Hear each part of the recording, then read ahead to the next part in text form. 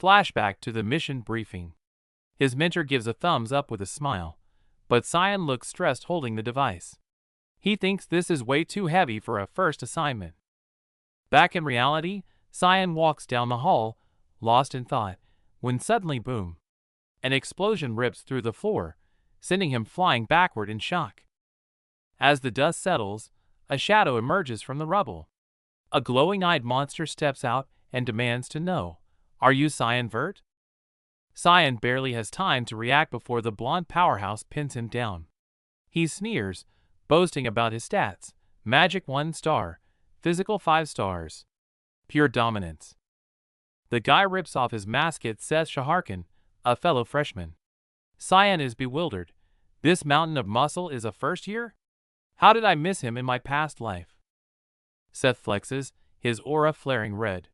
He knows about Cyan's feat slaying monsters, surviving a dragon, and he's itching for a fight. Fueled by jealousy over Cyan's S-Rank physical evaluation, Seth screams and launches himself forward, demanding a duel right now. Cyan stares at the emblem on Seth's chest and realization hits. That star symbol belongs to Spania, the nation in the heart of the desert. Legend says their army was invincible, led by a prodigy crown prince. But when he died, the entire powerful nation suddenly vanished from history. History said the prince died of a cold. Cyan realizes the truth. The legendary desert prince didn't die, he just turned into this muscle-brained maniac. While Seth screams about proving who the better man is, Cyan is internally panicking. He has a real mission to do, and no time for this nonsense. Cornered, Cyan plays the rulebook card. He puts on a serious face. No! We can't just fight. We need to file a formal application at the administration office. The musclehead actually buys it. Seth yells fine, and sprints toward the building like a bulldozer, leaving a cloud of dust behind. Cyan watches him disappear, and wipes the sweat from his brow. The office isn't even that way, but at least the distraction worked. Now time for the real mission. Scene shift to a lavish mansion. The philanthropist Zickerman listens, as a subordinate reports that the product is ready for delivery. Publicly, he's one of the continent's richest philanthropists. Privately, he barks orders to contact buyers, his greedy nature fully exposed. The dungeon is packed with demi-human slaves. Zickerman, the scum, announces with a twisted grin that today's top-tier product is ready for sale. Cyan, cloaked in shadow, infiltrates the mansion. He thinks it'll be easy, but pauses. His dagger glows purple as he senses a strange, powerful energy. Zickerman stares at a sleeping girl in a cage, looking at her like she's a pile of gold. He chuckles darkly. Sleep well, my little moneymaker. Suddenly, a chill runs down Zickerman's spine. A pitch-black mist erupts from the shadows, engulfing the room in suffocating killing intent. Chaos erupts as Cyan drops from above. The slave trader scrambles back in terror, screaming for his guards to save him. No one can stop him. Cyan's eyes glow red as his dagger becomes a blur of crimson energy, slicing through defenses in an instant. It's a one-sided slaughter. Cyan reaps lives like the Grim Reaper, leaving the henchmen dead in pools of blood before they can even scream. The slave trader panics, screaming for his men. Cyan coldly tells him not to worry, he'll be sending him to join them shortly. Seeing his dead guards, the trader kneels and tries to buy his life. Cyan mocks him, replying that money is the one thing he has plenty of. Negotiations over. Without hesitation, Cyan drives his purple glowing blade through the man, silencing his begging for good. Looking at the tortured demi-humans in the cells, Cyan lists the crimes: human experiments, illegal slavery. Each one is a death sentence. Even while dying, the scum makes excuses, blaming the market for his crimes. Cyan stares him down, completely unmoved by the pathetic logic. Time's up. Tired of the excuses, Cyan unleashes black mist, blasting the scum into oblivion with a surge of dark energy. Job done, Cyan turns to leave but stops. He senses something strange: two distinct energies connected nearby. Following the energy, he finds a purple-haired girl lying in the rubble. Cyan approaches, realizing she's already lifeless. Just as Cyan turns to ignore her, Keiram points out her hands. Even in death, she's tightly clutching a glowing egg. Back at the mansion, Cyan brings the egg home. Brian is confused, but Cyan casually claims he just picked it up on the road. Brian panics about dangerous monsters, but Cyan is confident. He crosses his arms and guarantees the thing will absolutely not hatch. No sooner does he speak than the pretty rock cracks. Brian freezes as the sound of breaking shell fills the room. Purple light explodes as the egg hatches rapidly. Cyan suddenly realizes he accidentally injected magic earlier. He breaks into a cold sweat, muttering a quiet oops. The hard shell shatters completely, releasing a burst of dark energy. This is definitely not an ordinary pet. Blinding light fills the room as a horned, pink-haired girl bursts out. Brian screams in terror, and even Cyan is left staring in shock. It's a dragon-human hybrid. Brian panics, asking what to do, while Cyan stares at the little troublemaker, sensing a massive headache coming on. Suddenly, the dragon girl beams, tackles Cyan, and yells "Papa!" Brian loses his mind, and the ruthless assassin is left completely speechless. Chaos erupts as the demon points at the girl in Cyan's arms, mocking him as a new dad. Cyan snaps, screaming at Keiram for causing this mess. Rewind a bit. Cyan holds the glowing egg uneasy. Keiram warns of the danger, but Cyan clings to the hope that it won't actually hatch. Keiram confidently claims a motherless egg will never hatch. Suddenly crack. Cyan loses it, screaming at the spirit for being dead wrong. Back in class, Cyan stares at the sleeping pink-haired girl. She looks innocent, but her existence as a dragon hybrid is a ticking time bomb. It's no joke. Cyan knows she's not just a hybrid, she's half-dragon. The sheer power hidden within her makes the air heavy with dread. The warning is stark. The world won't accept her. If found out, the Academy will execute her for safety, and dragons will hunt her for purity. It's a death sentence. Cyan stares at the sleeping girl, his gaze turning cold. Since she's destined for a life of pain, wouldn't ending it now be an act of mercy? Killer instincts take over. Better a quick death than a lifetime of suffering. Cyan reaches for his weapon, killing intent rising in his eyes. Just as Cyan steels himself to strike, the girl opens her teary eyes, looks straight at him, and softly whimpers, "Papa?" That single word shatters his resolve. The killing intent vanishes instantly, as he pulls the trembling girl into a tight embrace, choosing to protect her instead. Warmth spreads through him, leaving him stunned. Looking at her peaceful, sleeping face, the cold-blooded assassin feels something entirely new, a strange warmth in his chest. Resigned but content. Watching the little one giggle on the floor, Cyan sighs and announces to Keiram, "We're keeping her. We'll raise her." Scene shift to Vert Castle. While Cyan is settling in, his sister Alice is a nervous wreck, pacing the hall in panic, not knowing what to do. She's seething, worried Cyan will hurt Krantz. Suddenly, she runs into her older brother Askell. Startled, she can barely hide her panic. Askell plays the caring brother, but Alice stammers and flees. The moment she's gone, his face turns ice cold as he demands a status report from his subordinate.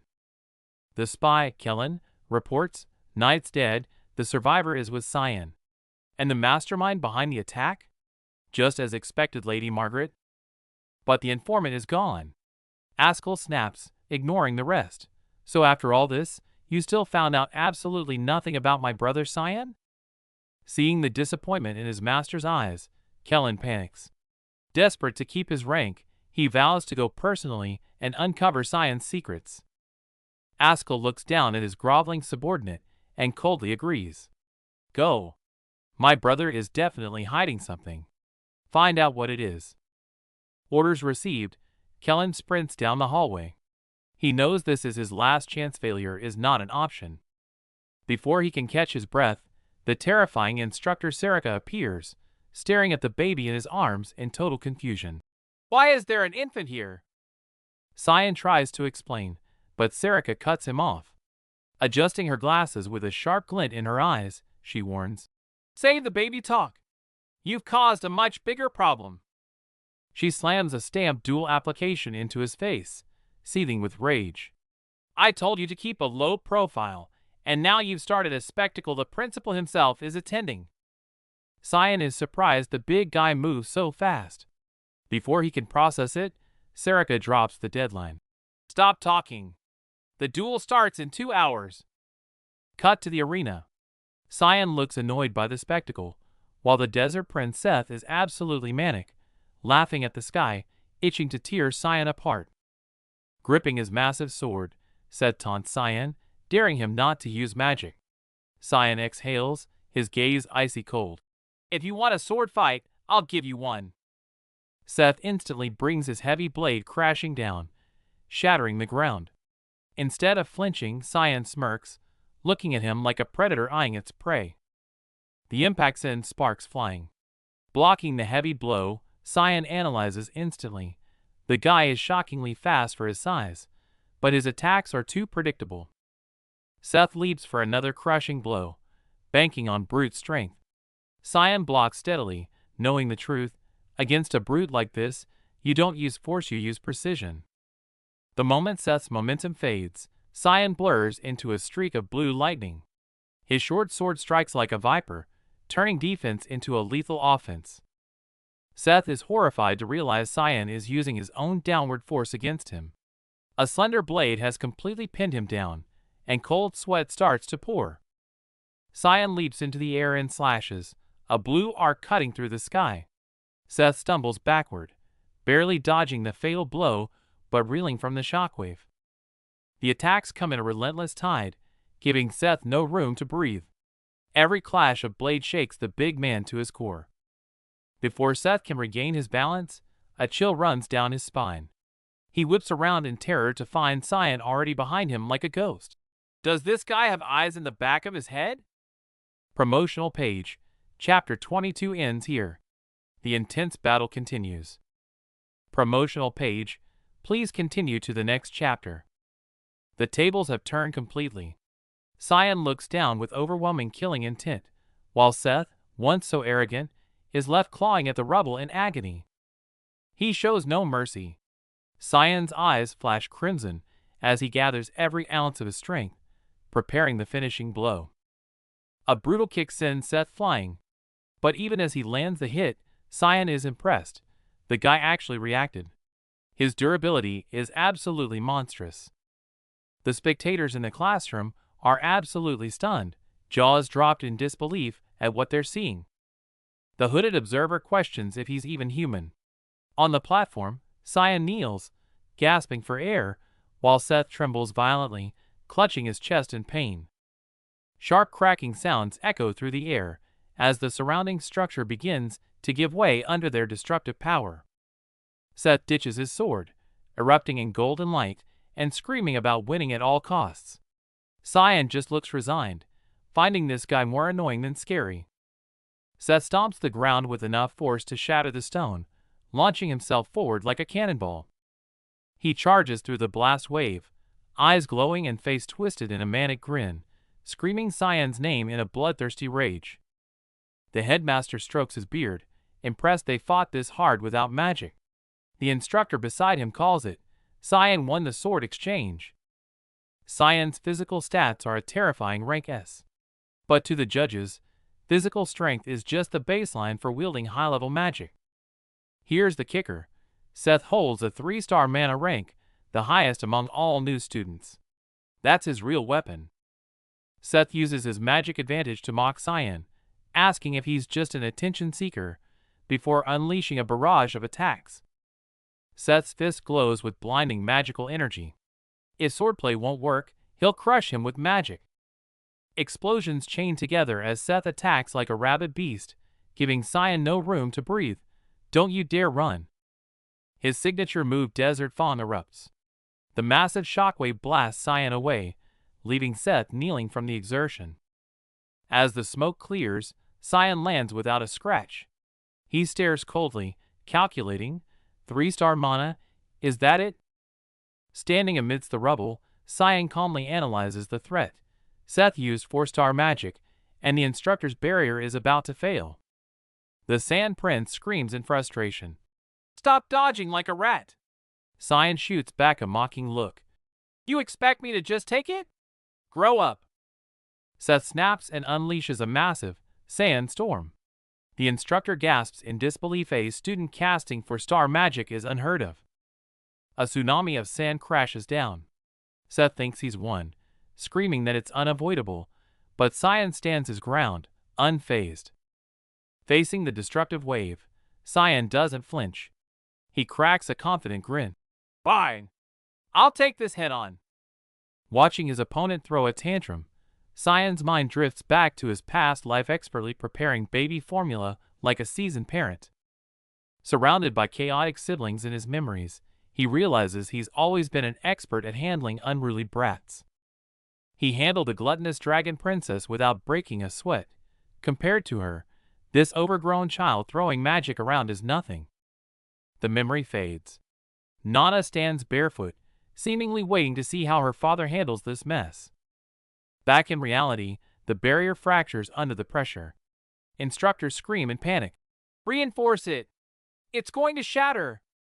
The barrier mage grits his teeth, veins popping as he pours every ounce of mana into holding the line. Chaos erupts in the stands. While everyone calls to stop the fight, the dean remains eerily calm, raising a hand. "Wait!" Cyan stops playing and unleashes a dark, void sphere.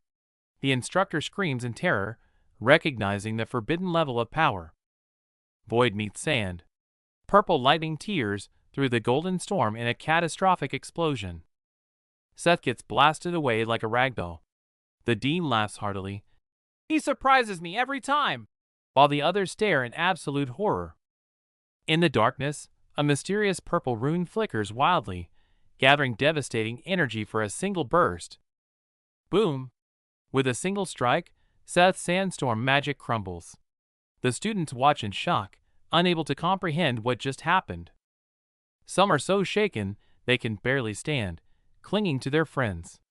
"Magic like that is unheard of." It's over. Seth covers his face and surrenders, but Cyan looks incredulous. "Oh? You're giving up just like that?" The once arrogant desert prince now kneels in the rubble, his pride completely shattered by this battle. Cyan actually feels bad for the total crush, but mocks him anyway. "Great! I was getting tired of playing with weaklings." The insult stings. Seth clenches his fist until it bleeds, turning his humiliation into fuel for training. Seth isn't broken. He vows to fight again. Cyan gives a cold smile and accepts the challenge. They shake hands out of mutual respect. Cyan turns down Seth's offer, but the scene alone leaves the spectator stunned. Back at the dorm, the mood shifts. Nana, the dragon baby, rushes in shouting, "Papa!" She's grown way too fast. Big problem. She looks 6 years old now. Brian the butler sighs in distress. How are they supposed to hide her? Instructor Sarika arrives, furious about Cyan's flashy fight. Now she has the headache of hiding a dragon child. Promotional page for the comic platform. Story paused. Promotional page for the comic platform. Story paused. Back to business. Sarika warns Cyan, hiding a demon sword is one thing, but hiding a dragonborn after his flashy stunt is nearly impossible. Suddenly, the lazy woman on the couch, the spirit of the demon sword Kirim, opens her eyes, hearing her name. Watching Nana play, even Sarika feels a chill. "That gross speed, it's practically monstrous." Cyan calmly explains he set up a barrier. As for babysitting, that job goes to the terrified Brian. Cyan then pulls out a red envelope. He thought it was a reward, but it turns out to be a letter of warning from the family. Sarika coldly warns him not to lose his favor. Cyan waves the letter, a dangerous chill flashing through his eyes. Sion reads a letter claiming they're being kicked out for poor behavior. The little pink-haired demon panics instantly, terrified they'll end up living on the streets. Sion wonders where she learned such foul language, but gently pats her head. He reassures the panicked child, promising her that they aren't going anywhere just yet. Sion's gaze turns cold as he realizes the letter came directly from the Chancellor. This isn't an expulsion notice. It's a personal invitation for a confrontation. This triggers a memory of his father looking down on him, asking if he really intended to join the Knights of Light and live his whole life for his perfect brother's sake. The old Duke's warning echoes in his mind. That path leads only to misery. No matter how hard he tries, it holds no benefit for him, only suffering. It felt like being a puppet on strings. In his past life, he ended up exactly as predicted, resenting his shining brother while living in the shadows. Back in reality, the butler insists the child needs a real name. Sion looks at the little girl and decides on the spot, Nana. The butler worries it's too casual, but Nana loves it. She jumps for joy, declaring herself Nana Vert, determined to share her papa's family name. Sion is confused about how she knows his surname, but pushes it aside. The Chancellor has sent an invitation, so he heads straight for the heart of the academy. Inside the Grand Chancellor's office, an imposing old man signs a document with the name Sion Vert. The atmosphere is heavy with anticipation. The Chancellor recalls Sion's terrifying talent, swallowing a 4-star attack with simple 1-star magic. He knows he needs to test this freshman properly. He suspects Sion is still holding back. Sitting behind his desk, the old man waits, eager to see just where the boy's true limits lie. This is Kundal Quizzle, master to the current emperor, and one of the few 9-star mages on the continent. A true heavyweight. Sion sprints down the hallway with one question in mind. Why did this pacifist mage get involved in the bloody throne war in his past life?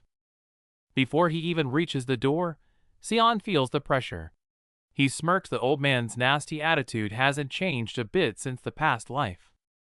Knowing it's a trap, Sion doesn't hesitate. He grins, charging his fist with golden mana, ready to knock politely with force. The door is sealed with a 9-star barrier, a brutal test. Sion isn't intimidated. If it's a test the old man wants, he'll play along. Kundal thinks the barrier is impenetrable for a student. Suddenly, a massive explosion rocks the room, but Sion doesn't break the door, he breaks the rules. Glass shatters everywhere as Sion smashes through the window, completely bypassing the door. He lands amidst the debris, greeting the shocked Chancellor with a grin. Kundal shields his face from the shards. Staring at the chaotic entrance, he has to admit defeat. The kid totally outplayed him. Sion calls the bluff immediately. Pointing at the letter, he sneers. That warning was just an excuse. The barrier outside gave it away. The Chancellor admits it was a test, but refuses to withdraw the warning. Sion doesn't flinch, challenging him with a cold stare. Then convince me. Sion turns the tables with a lethal question. Do you care about the Empire's prosperity or your family's honor? The old man is stunned. The old fox claims he cares for neither. Sion presses on. So even if the Emperor dies and the princes tear each other apart, you'll just watch? The Chancellor snaps, calling him impudent. Sion cuts deep. I won't be a puppet, and neither were you. Don't act like you're any different. In the past life, this old man helped put the first prince on the throne, a tyrant who slaughtered his own brothers without mercy. By the time he tried to object, he was executed for treason. Sion slams his fist on the desk at the memory. What a waste! The Chancellor roars that peace won't crumble. Sion coldly cuts him off. Really? The Empress's family is already hungry for power. Staring at the crest, Sion states the grim truth. They'll do anything to keep power. The Empire's peace is already hanging by a thread. When it falls, this academy falls too. The Chancellor breaks into a cold sweat, realizing this 11-year-old sees everything. Sion lowers his weapon and offers a deal. I'll save your clan and the academy. In return, you withdraw that warning letter. Before the old man can react, Sion chuckles. A massive golden magic circle erupts beneath him, filling the room with raw power. The Chancellor strikes back instantly. Don't get arrogant! Golden chains burst from the ground, binding Sion tight. Trapped in the chains, Sion just grins like a maniac. So you want to fight? Now we're talking. Bound again? Cyan grits his teeth and flexes, his raw power straining the golden chains until they start to crack. Cyan taunts him while struggling. Is this another test? The Chancellor scoffs. Don't bother. You can't escape my 9-star chains. Is that so? Watch closely then. A sinister purple aura explodes from Cyan, wiping the smug look right off the Chancellor's face. The purple mana devours the chains like a beast. The old man is stunned. Impossible. He's just a 1-star novice. Panic sets in as the Chancellor realizes the truth. His hands tremble. He's devouring my magic. What kind of monster is he? With a deafening boom, the chains shatter. Staring into those glowing purple eyes, the Chancellor thinks, does this boy have no limits? The purple vortex fades, leaving Cyan panting on the floor. Floating above, the old man finally relents. Very good. Warning withdrawn. He survived the test. When asked what he truly wants, Cyan smirks. I just want a peaceful school life. A lie, of course. His inner voice vows to save the academy from its impending doom. Scene change. The town is bathed in an orange sunset. But beneath this peaceful evening glow, danger is quietly creeping in. Brian, the big softy, grins while clutching a bag full of sweets. Nana is going to love this. He's fully in doting dad mode. Brian is still daydreaming about happy Nana, but Cyan's expression shifts. His eyes turn cold and sharp, a hunter sensing a threat. The warm vibe vanishes instantly. Brian spins around, barking into the darkness. Come out. Within the shadows, a pair of feet land silently. The air turns heavy. You? Before Brian can react, a boot slams into the bag. Sweets scatter across the street. The gift for Nana is ruined in a split second. Back at the academy, Cyan is dying of boredom. He's a master assassin in a kid's body, forced to sit through basic lessons. It's absolute torture. Can't take it anymore. Cyan tries to sneak out for some air, but the moment he opens the door, busted. Princess Erin is right behind him. Where do you think you're going? Cyan tries a lame excuse. Bathroom break. Erin calls his bluff immediately. Liar.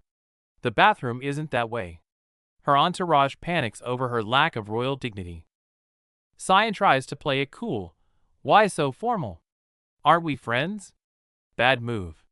Erin snaps. I'm a princess. You're a commoner. We can't be friends. Before Cyan can retort, heavy footsteps echo down the hall. Erin's face shifts from anger to pure terror. She recognizes that sound. Two imposing figures descend the stairs. The white-haired one speaks coldly. Long time no see, Erin. It's her brothers, the imperial princes have arrived. The fierce princess from seconds ago is gone. Erin shrinks back, trembling and bowing her head. Greetings, brothers. Her fear is visceral and absolute. The princes look down with pure disgust. Hanging out with lowlifes now? Cyan watches silently. They aren't looking at family. They're looking at trash. Cyan calmly introduces himself. Cyan of House Vert. Hearing the name Vert, the prince's attitude flips instantly. Oh! The Duke's child? Power recognizes power. They smile and pat Cyan's shoulder. Let's not be strangers. Then they turn to Erin with dead eyes. But not you. The exclusion is brutal and deliberate. Before leaving, one prince grabs Erin's chin, whispering a venomous threat. Know your place. Princess.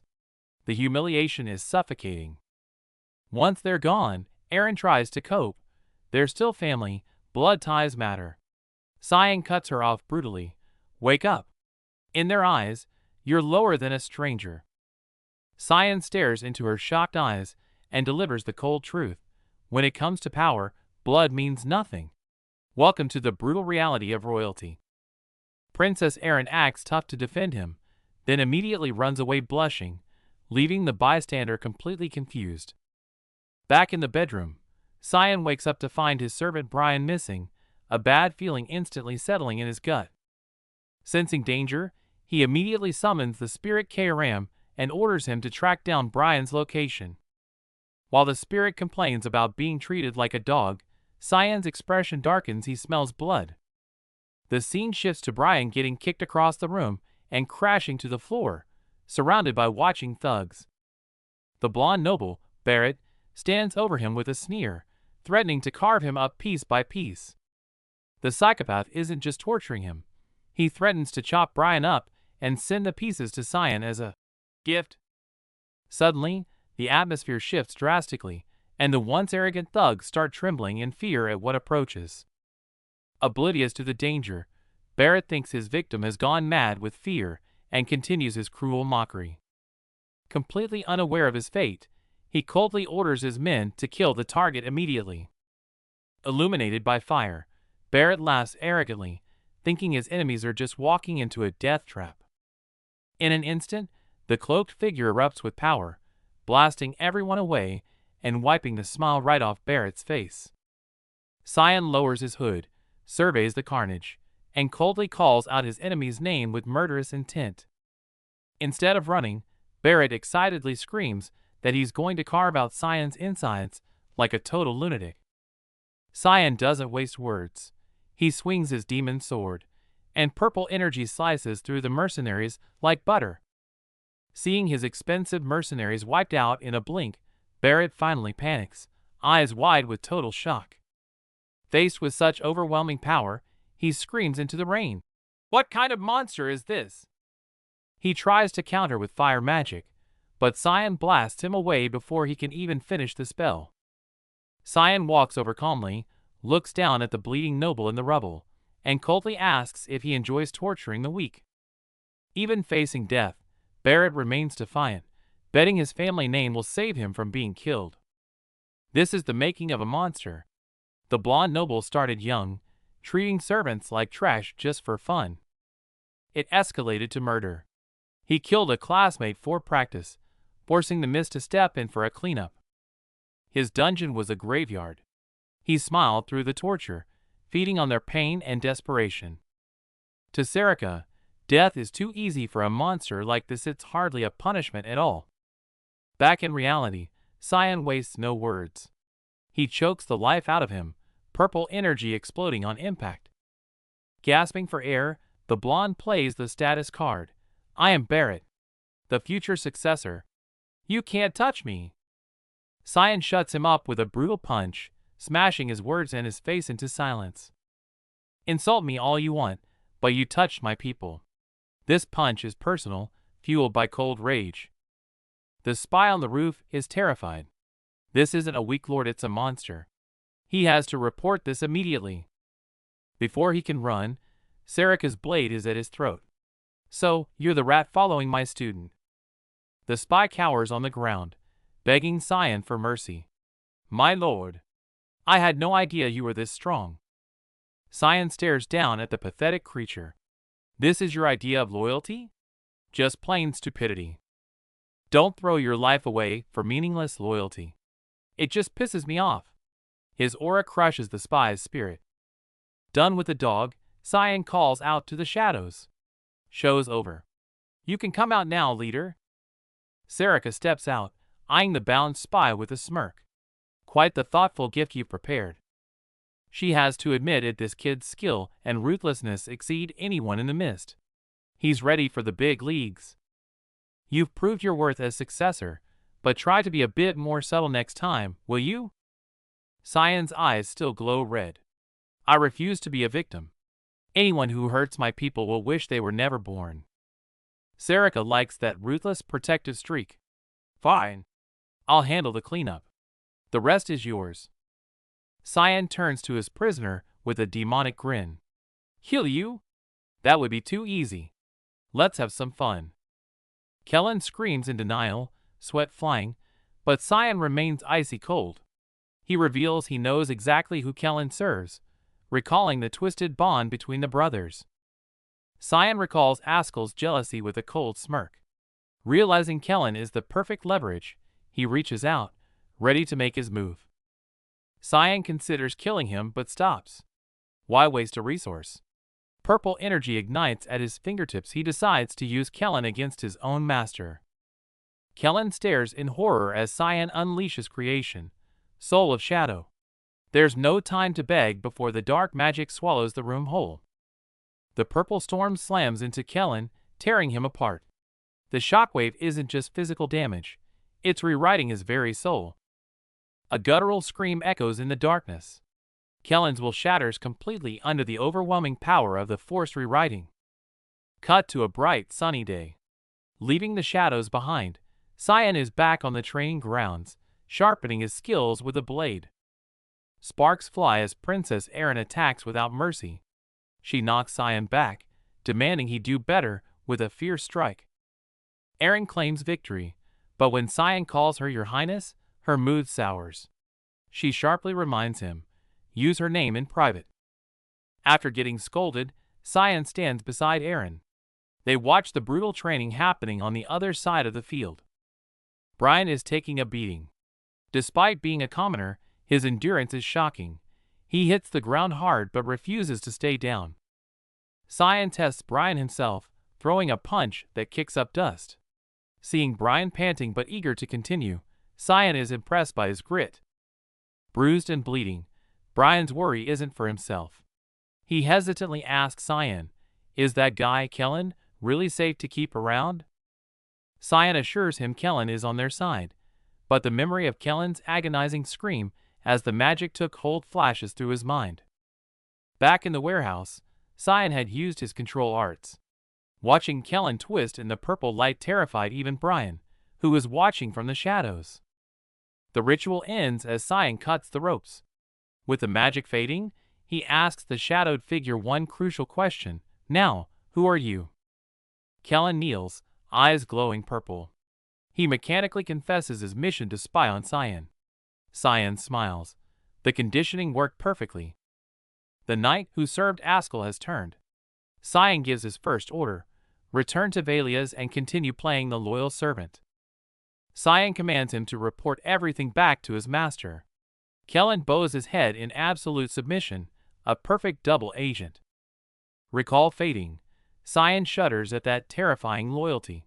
Back in the present, Erin's surprise at a visitor snaps him out of his thoughts. Princess Erin is training hard, fueled by last week's incident. Cyan asks about it, but he already knows the grim truth behind the attack on Barrett. A nightmare in the rain. Barrett was left beaten and broken, unable to name his attacker. Worst of all, his magic is gone forever. The memory of that night haunts him. A girl's desperate scream for her daddy cuts through his mind like a knife. Suddenly, a figure drops from the sky. Cyan looks up in panic. It's Nana. That useless sword spirit fell asleep on babysitting duty. Erin catches the child, only to hear a cheerful daddy. Her expression instantly shifts from shock to a deadly, icy glare. Huge misunderstanding.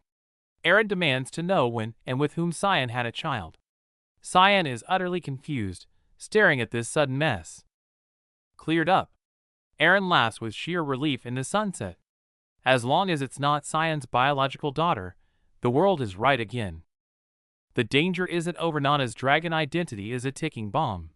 Surprisingly, Erin smiles warmly, becoming their ally instead of reporting them. Secret alliance formed. They swear to take this to the grave. Watching Nana's cheeks get squished, the tension melts into a heartwarming moment. Erin looks at the parentless Nana with deep sympathy. The child may be a dangerous secret, but she's also just a pitiful, lonely little girl. A half-dragon belongs nowhere.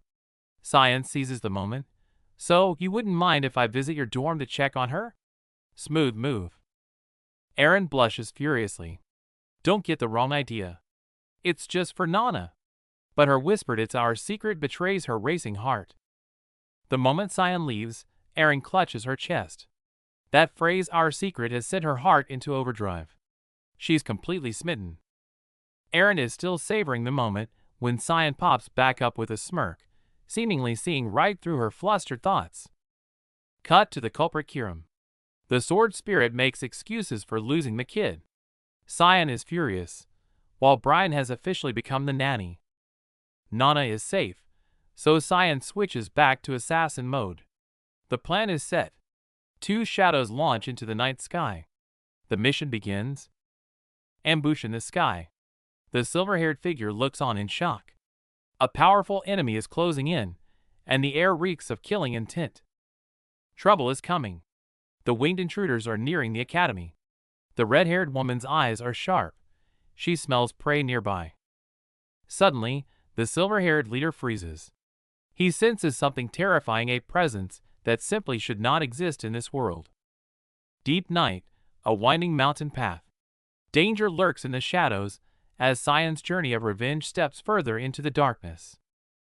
Under the desolate night sky, Brian panics as he chases after Nana, who's happily rolling around.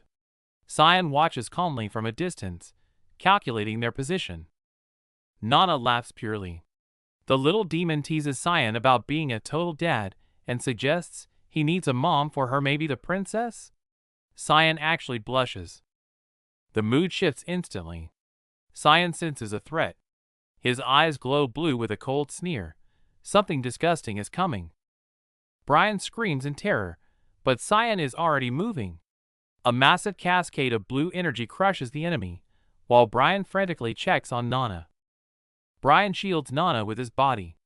Cyan arrives, relieves they're safe, and immediately steps in front to protect them. Stay behind me. The sky tears apart as two terrifying figures descend, a red dragon and a silver dragon. Why are two high-level monsters here at the same time? Lucian, the silver dragon, looks at sleeping Nana with pure disgust, calling her a repulsive half-breed. Brian holds her tight, grimacing in pain. The red dragon looks down on Cyan, mocking his impure blood and the demon's sword. Cyan frowns, annoyed at being objectified like this. The red dragon is scolding her servant when she suddenly flinches. A lethal threat spikes in the air, making her scream, "How dare you!"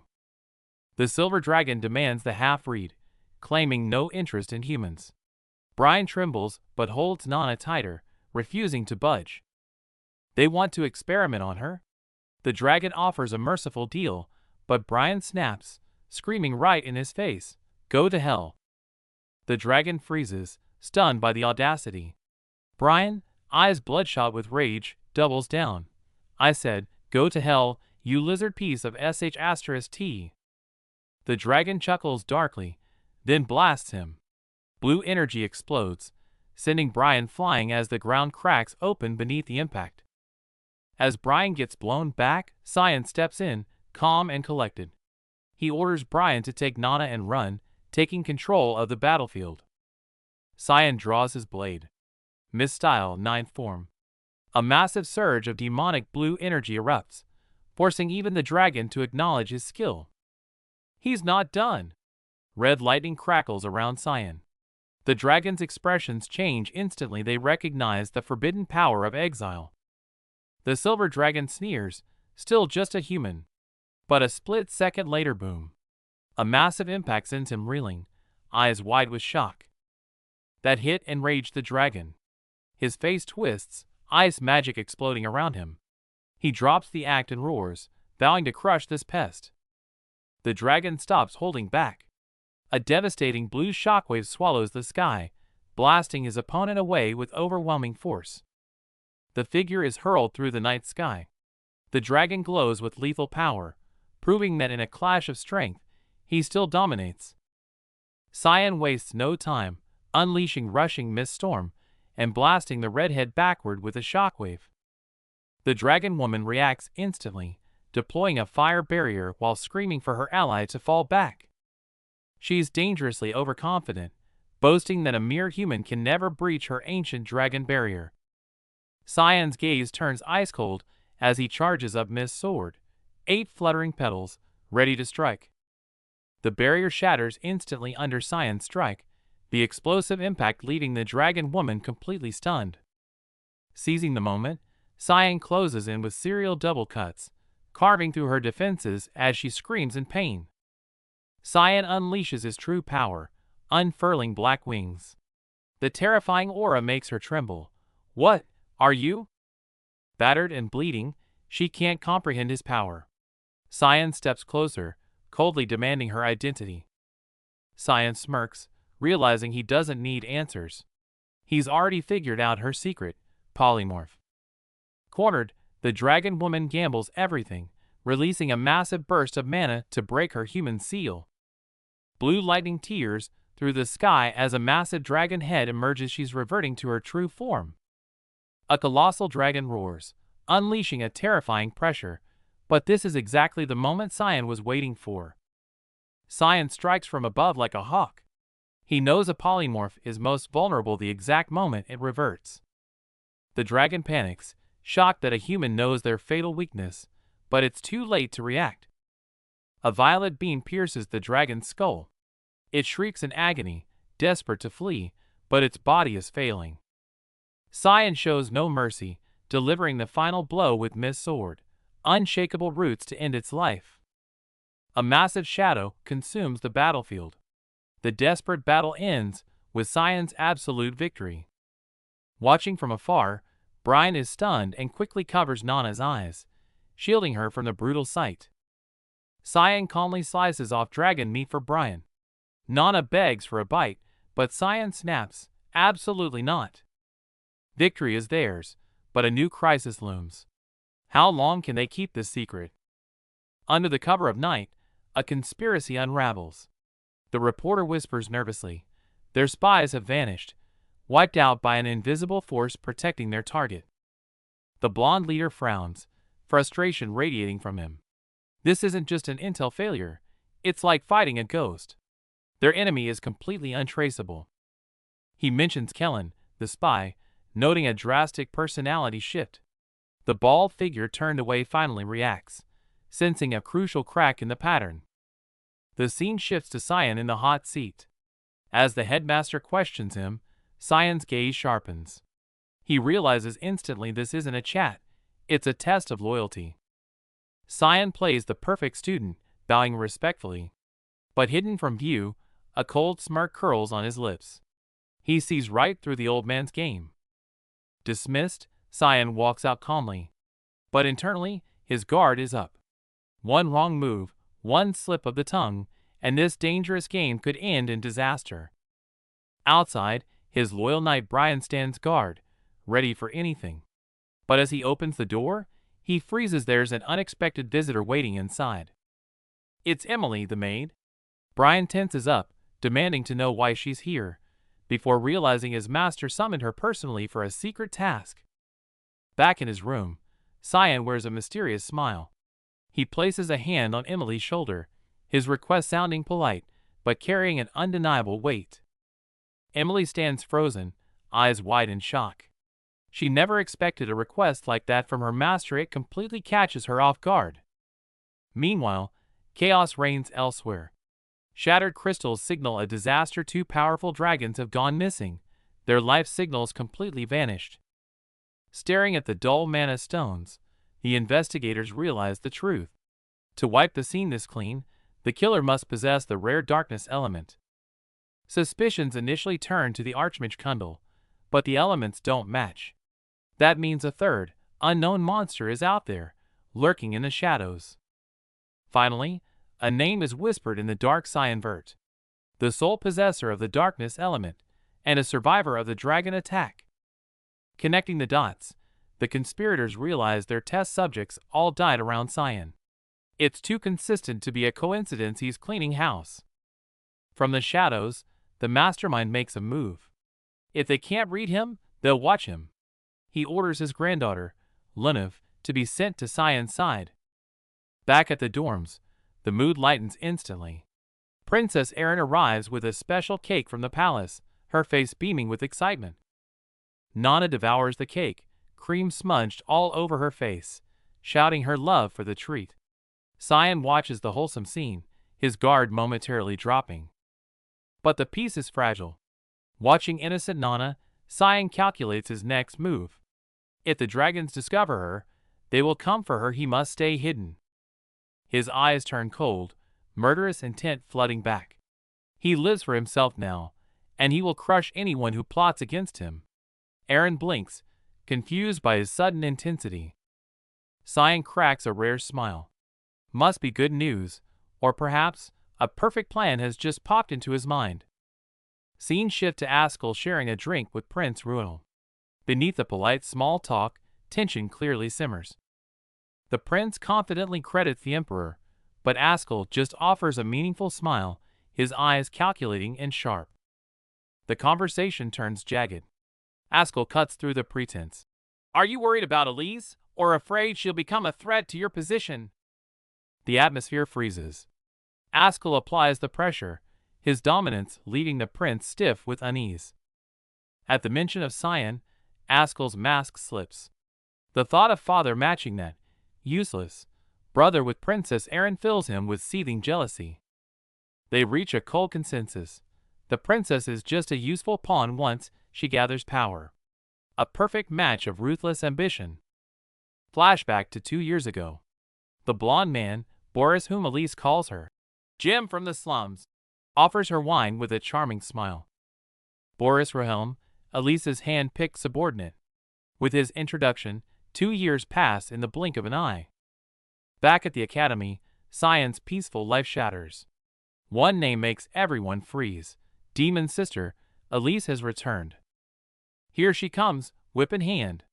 The doting yet terrifying sister storms in, sending bystanders scrambling out of her way. Before Cyan can react, a familiar shadow blocks the light, looming over him with a suffocating presence. Did you enjoy your trip?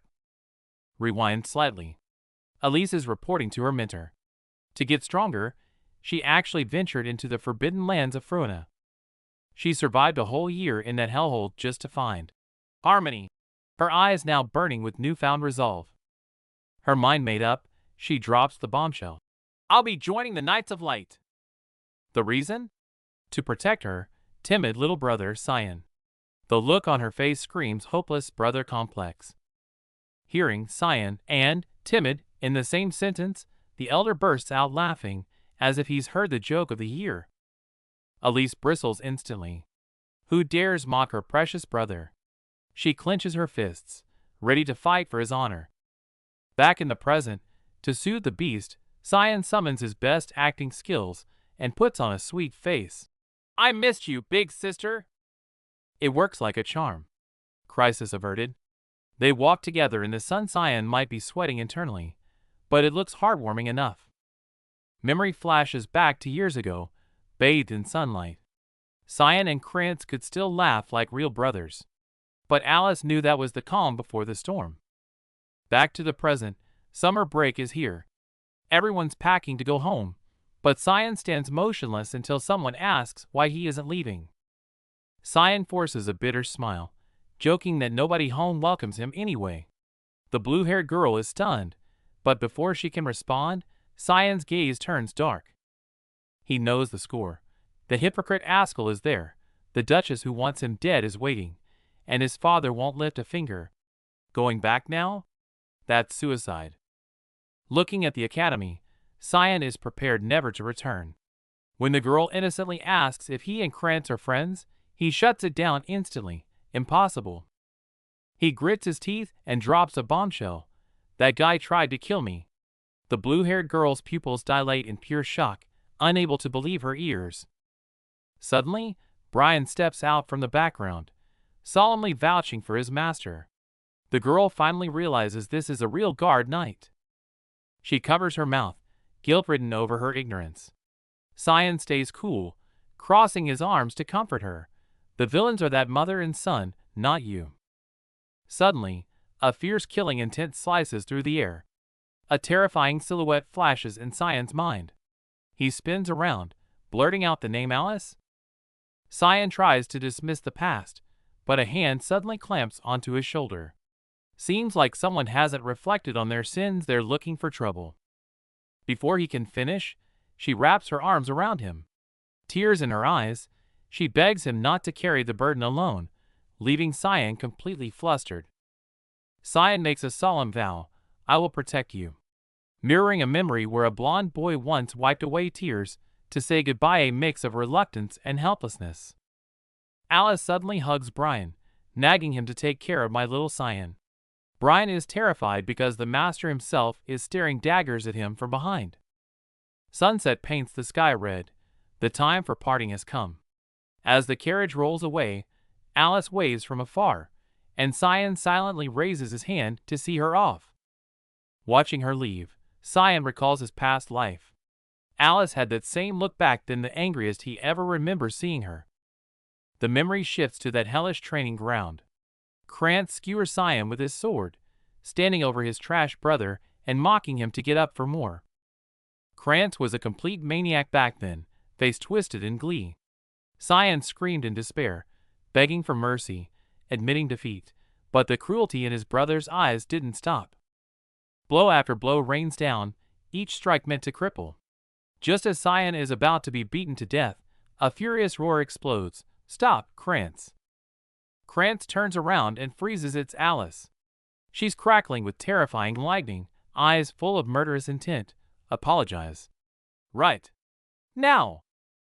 Back in the present, Cyan leans back, eyes dark with calculation. Since he's going to turn the Duke's house upside down anyway, she deserves to know the whole truth. Memories of the battlefield surface. The purple-haired mentor seems to have arranged everything, sending a mysterious red box to the young master, as if passing on a fateful destiny. Cyan looks at the item, knowing exactly what it is. It's either from the Academy or a greeting from those assassins. There's no hiding from this. That's not all. This red envelope with the Imperial seal is the main event. It seems the grand banquet is about to begin. It smells like a trap. The black card is an assassination order. Cyan's head throbs as the bloody memory of being forced to kill the Empress's brother at the banquet in his past life floods back. Though reluctant, Cyan has to go. He thinks of his mischievous mentor, cursing her for being annoying, but he has no choice but to play along. Brian, the serious knight, instantly turns into a gossiping fanboy upon hearing the letter is from Princess Erin, shouting, "It's a love letter," with a blushing face. Cyan, annoyed by the noise, uses the demon sword's pressure to shut him up. Just as he prepares to leave, the little dragon girl Nana wakes up, rubbing her eyes. "Papa, hungry." The sudden, terrifying pressure scares the subordinate out of his wits, while Cyan acts like nothing happened. Emily, the maid, stares wide-eyed, as if seeing a monster. In the blink of an eye, Nana has grown taller. Seeing this unnatural growth rate, everyone is dumbfounded. Dragon genetics are absolutely insane. Cut to the main hall, where the doors are violently slammed open. Alice, the brother-con sister everyone fears, has stormed back in a rage. Ignoring the servant's greetings, she searches with a menacing look, demanding, "Where is that witch? Oh no, the Duchess!" Duchess Margaret is leisurely reading when a sudden chill strikes her. Cold sweat soaks her back instantly. Danger is imminent. Seeing Alice rush in, Margaret immediately puts on the mask of a loving mother, opening her arms to stage a heartwarming reunion to fool her. But Alice doesn't buy it at all. She delivers a heavy blow straight to the Duchess's face, instantly shattering the fake image of motherly love. In the pouring rain, Alice goes completely berserk. Determined to get justice for Cyan, she attacks with lethal intent, not caring that her target is the Duchess. Servants scream and try to intervene, but are forced back by Alice's icy glare. She points her weapon straight at the Duchess's throat, her eyes filled with nothing but endless rage. Margaret panics completely, screaming internally, "How did she know I tried to kill Cyan?" But outwardly, she remains stubborn. "Do you have proof? Don't accuse me falsely." "Your reaction is all the proof I need," Alice sneers. Humiliated and furious, the Duchess screams at the guards. "What are you waiting for? Drag this lunatic out of here." The guards force themselves to surround her, trying to use numbers to suppress her.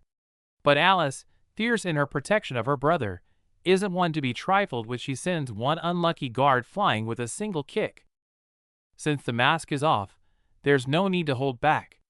Alice summons the water spirit Undine, and a violent torrent of blue energy sweeps through the hall, blasting away all enemies. Guards lie defeated on the floor as Cyan corners his wicked stepmother. Margaret recoils in terror as Cyan drops the bombshell. The guards confess she was the one who ordered his assassination 2 years ago. Margaret screams in denial, but Cyan shuts her down instantly. His eyes glow with magical power as he delivers a cold ultimatum. He's telling the Duke everything. It's over for her. Cyan walks away, leaving Margaret trembling with rage. Sweat drips down her face as she curses the Duke, a cold-hearted man who only cares about his precious child, Cyan.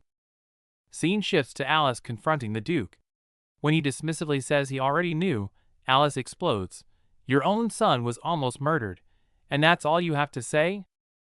The Duke stands by the window, scoffing at Brian, the knight who saved Cyan, calling him a laughingstock. To him, as long as Cyan is physically fine, nothing else matters. Alice freezes in shock upon hearing Cyan defeated the assassins himself. The Duke hands her a red letter, sneering, "You really don't know your own brother, do you?" The Duke tosses an invitation to the imperial banquet, ordering Alice to go in his place. He adds casually, "Don't worry about Cyan. That kid is stronger than you think." Alice walks out, letter in hand, mind racing. Her father's words haunt her. Cyan is only 13. How could he possibly be as powerful as the Duke implies? A voice calls out in the hallway. Alice spins around, eyes popping wide in disbelief at Cecilia, her missing mentor, standing right there. Cecilia lunges into a crushing bear hug. Tears flow as she scolds Alice for not writing a single letter, the emotion of their reunion spilling over. The embrace washes away the sorrow.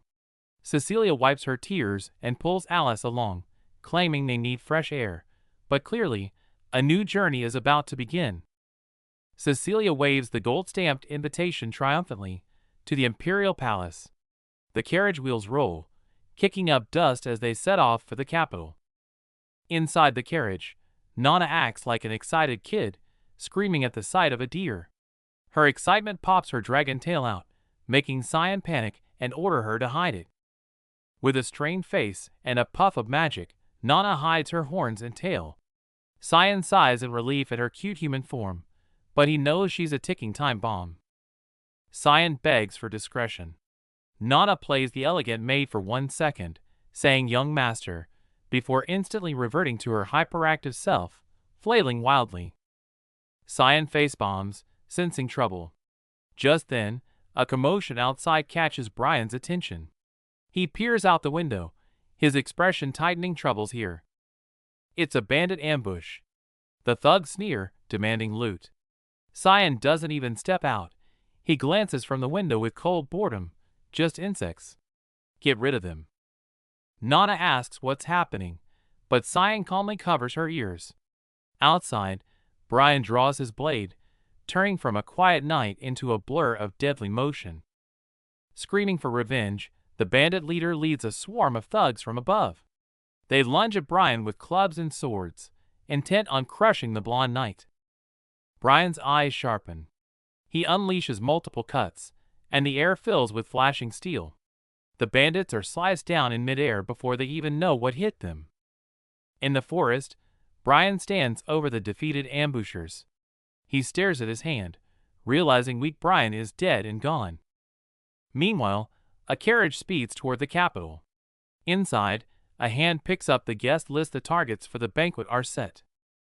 Inside, Alice, the doting sister, is plotting something big. Her aide worries it's too rushed, but Alice insists there's no room for debate. She points at the red-haired man's photo, calling him a predator who needs to die immediately. Her aide is shocked that's Alice's own fiancé. Alice freezes at the next page. A sickly child genius is on the guest list, boasting terrifyingly high magical stats. It's Linevrain River, who never shows her face. Alice senses something is wrong if such a reclusive genius is attending. The banquet is trouble. Alice gets a bad feeling. It's a trap. Meanwhile, the town below is festive and colorful, completely oblivious to the looming danger. On the street, Nana is happily looking around when she bumps into a blue-haired stranger. He snaps at her immediately, scaring her into an apology. Nana tries to apologize, but the guy suddenly smiles creepily upon seeing her face. Cyan steps in instantly, shouting, "Back off, you creep!" Cyan regrets not teaching Nana better, but Brian screams in panic. Cyan turns around and freezes. Nana's eyes have changed color. Trouble. Nana is too hungry. Her pupils slit, and purple dragon aura leaks out. If she's not fed now, her cover is blown. Cyan yells the order, and Brian slings Nana over his shoulder, sprinting for a restaurant. If she loses control here, the street is toast. After a whirlwind of eating, plates are stacked high. Nana is finally satisfied, while Cyan looks at the bill, realizing raising a dragon is expensive work. Before Cyan can relax, strange Mana approaches. He spins around to find the mysterious silver-haired girl standing right there. The silver-haired girl smiles innocently, but behind that expression, she's clearly hiding something that puts Cyan on edge. She looks down at Cyan and calls him by name. He sits still, but every muscle in his body tenses up instantly. Cyan plays dumb asking who she is, but she casually asks to join his table. Her friendliness only makes her more suspicious. She introduces herself as Lunav, a senior at his academy. Cyan freezes, he's heard that name before. She's no ordinary student. At the next table, Nana innocently asks if that's Papa's friend. Brian sweats bullets, that girl's vibe is off. She's definitely not just a friend. Lunav rests her chin on her hand, teasing Cyan about being affectionate. Cyan smiles awkwardly, wondering what her game is, and why she's getting so close. At the banquet, the silver-haired girl approaches with a calculating look. Cyan instantly gets suspicious and asks how she knew he was here. She playfully teases him about being a shut-in, implying she's investigated him. Cyan lowers his head, feeling the danger in her probing words. Cyan realizes with shock that she's nobility. He tries to end the conversation and leave, but the tension remains thick. Suddenly, a memory surfaces. She introduces herself as Lunav Rain River, seemingly regaining her lost self in that moment. Cyan is stunned by the name. She's the granddaughter of the Magic Council head. In his past life, she died prematurely at the academy. Recalling she likely died from experiments, Cyan feels a headache coming on. Another variable unknown to his past life has appeared. The scene shifts to the palace under a blood-red moon. The tragedy known as the Banquet of Blood is about to erupt tonight. Cut to Princess Erin, blushing furiously as she tries on a dress, nervously asking how she looks. The pink-haired attendant showers her with praise. Erin is mortified, feeling exposed under his intense, teasing gaze. Erin tries to change, but he stops her with a smirk, claiming Cyan would definitely love seeing her in that dress. Hearing Cyan's name, Erin explodes in a blush, stuttering wildly. A girl nearby snaps photos, teasing that her crush is painfully obvious. A maid arrives with a gift from Prince Ruinale ruby necklace. She stares at it in confusion, wondering why the scheming prince sent it. The white-haired girl hugs the box, eyes sparkling. The purple-haired guy panics, screaming that she's got the wrong idea entirely. Back at the banquet, Kellen stands amidst the crowd in his uniform. He ignores the festivities, scanning the room with cold, alert eyes. Feigning casual conversation with his partner, he scans the crowd. His sharp eyes are hunting for a specific target among the guests. He finds Cyan and whispers that Eshel has arrived. But more importantly, he grimly pleads with Cyan to leave the banquet immediately. Kellen worries about a leak. Cyan frowns, admitting he has a bad feeling everyone here is likely walking into a trap. Kellen drops a bombshell. Eshel told him to leave before a small commotion. Cyan realizes with horror Eshel is the mastermind behind the Banquet of Blood. Kellen only came back because he was worried about Cyan. Cyan, not wanting him involved, urges him to run for his life immediately. Alone in the shadows, Cyan's expression twists. Calling a massacre a small commotion? Rage boils over as he laughs at his brother's insanity. Facing the provocative question from within, Cyan simply smirks coldly. He couldn't care less about the innocent. He just finds the mastermind behind the impending chaos amusingly cute. Meanwhile, Serica, the leader of Mist undercover at the banquet, receives a sudden mind link. Her elegant noblewoman facade shifts instantly as the mission parameters change. Cyan lurks in the shadows like a ghost, informing Serica via mind link to delay the purification. Sarika holds her glass. Expressionless, she's already secured the intel. The intel is grim. This lavish banquet is about to become a bloodbath of demonic beasts. Sarika's tone turns urgent. She must locate the lurking monsters before the slaughter begins. Facing Sarika's doubt, Cyan's eyes glow red with grim certainty. He knows this style all too well. It's definitely the handiwork of his hypocritical brother, Askell. Before leaving, Cyan drops a snarky comment about Sarika's unwanted fiancé dying here. Just as she's about to explode, students recognize her, putting her in a tight spot. Before Sarika can react, a beautifully dressed Alice approaches with pure joy. Great, her cover as a former instructor is blown. Staying low profile is no longer an option. Sarika forces a smile for the innocent Alice, while internally, Alice is panicking. Shit, why is this powerhouse here? The situation just got infinitely more complicated. The two beauties become the center of attention, exactly what Alice didn't want. Brows furrowed, she now has to worry about the impending attack and how to keep Sarika out of the mess. Suddenly, an arrogant red-haired officer makes a grand entrance, introducing himself as Drenian. He wears a confident smirk, radiating an oppressive aura that screams trouble.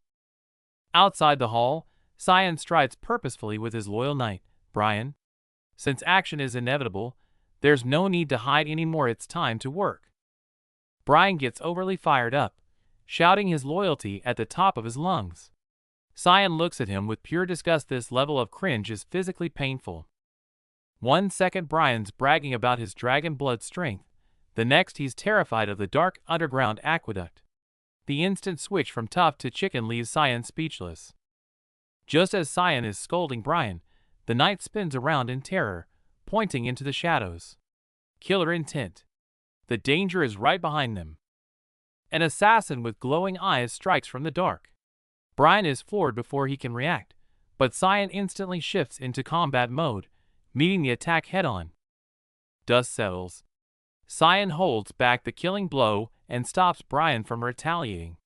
Looking at the woman on the ground, his gaze is complex. He knows her. The short-haired girl groans in pain on the floor. Cyan looks down with a hint of resignation. This reunion was a bit too intense. First impressions are definitely ruined. Meanwhile, in a gloomy underground tower, a mysterious hooded figure carries a torch up the spiral staircase, heading toward a door radiating an ominous light. The hooded figure smiles maliciously. With a single command, the ground cracks and green fell energy erupts. The time has come. The sleeping monsters are awakening. With a piercing roar, terrifying power explodes.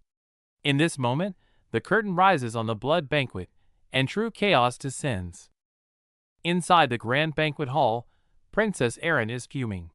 She went through so much trouble to invite Sion, and he's a no-show. While she stews in anger, a suffocating pressure descends.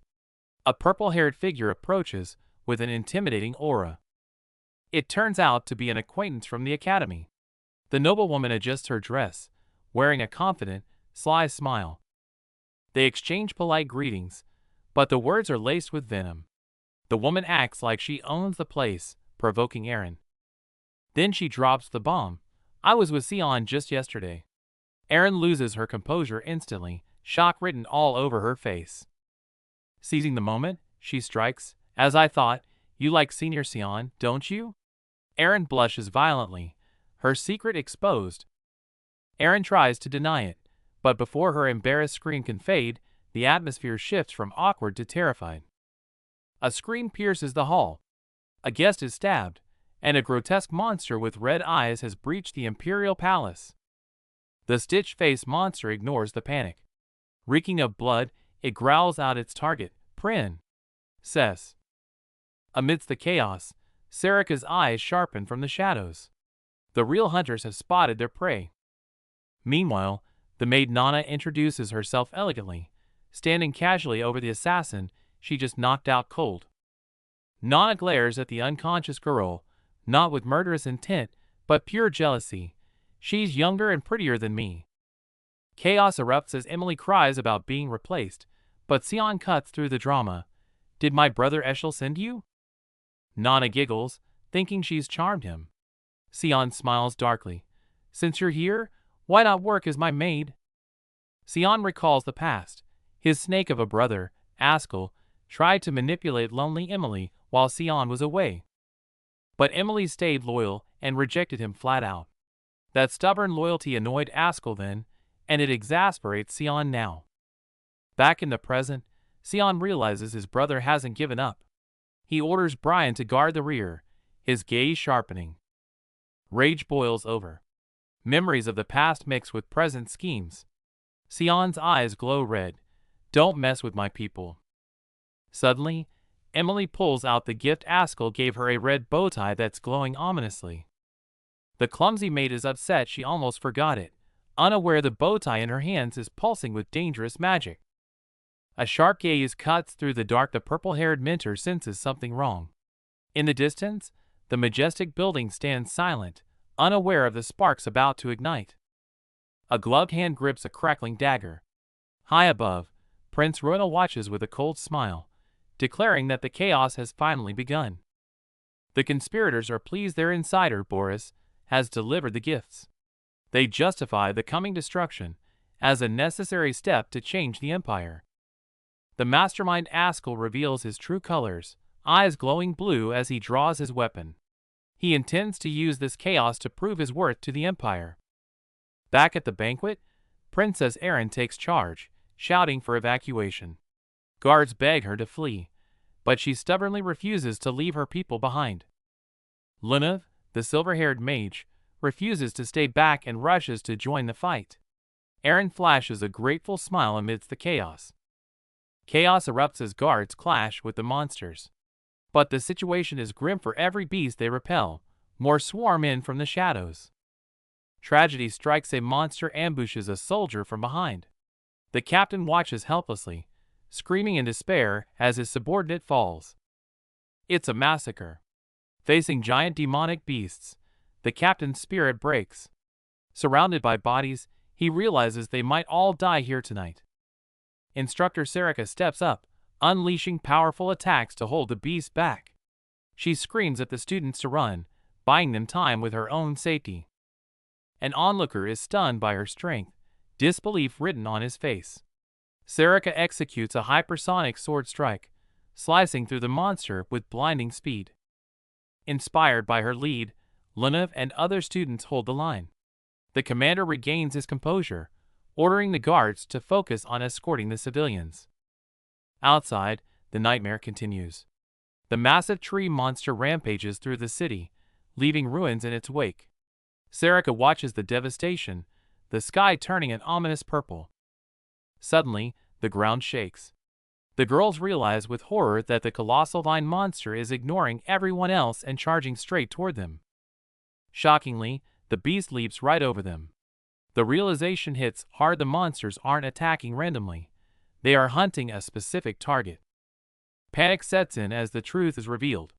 Sarika's eyes widen in terror. The monsters are ignoring everyone else to hunt down Princess Erin. Too late. An explosion rips through the air. The massive shockwave slams into Princess Erin and her guards, knocking them violently to the ground. Protect her! The desperate cry rings out, but Erin is already down, bleeding amidst the rubble. The situation has turned critical in an instant.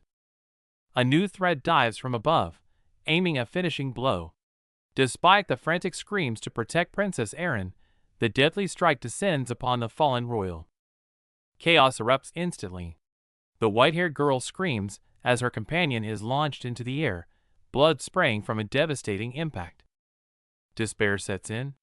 She drops to her knees in the blood, shaking his motionless body, screaming for him to wake up.